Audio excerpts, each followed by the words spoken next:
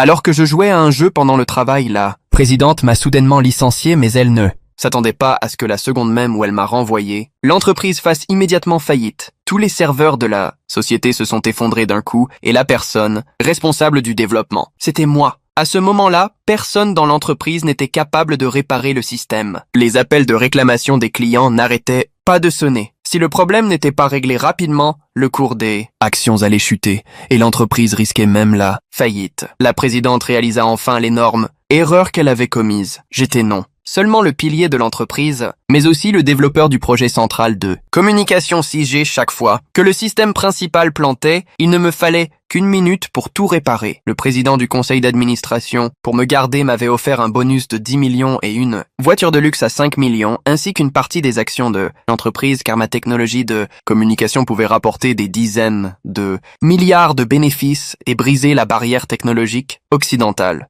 Avant de partir en voyage d'affaires, le président m'avait donné un jour de repos avec mon équipe et avait nommé sa fille récemment rentrée au pays comme présidente, par intérim. Mais elle ne comprenait rien au projet de l'entreprise. À peine arrivée, elle décida de tout réorganiser. Quand elle entra dans la société, elle me vit jouer à un jeu pendant les heures de travail et me jeta de l'eau au visage avant d'annoncer mon licenciement sur le champ. Je lui dis calmement qu'elle ferait mieux de demander l'avis du président. Mais l'assistante à côté affirma que la décision de la présidente équivalait à celle du président face à son arrogance et son entêtement. Je n'avais pas envie de discuter davantage. Je la prévins simplement qu'elle risquait de le regretter, puis je commençai à ranger mes affaires. En voyant cela, les employés déclarèrent qu'ils voulaient partir avec moi. Je leur conseillais de rester, car ils ne savaient pas encore où aller après. Ils essayèrent de plaider pour moi en disant que j'étais un pilier du département technique et que sans moi, personne ne pourrait résoudre les problèmes du système. Mais la présidente n'y prêta aucune attention. Elle pensait que je n'étais qu'un employé paresseux qui jouait au lieu de travailler et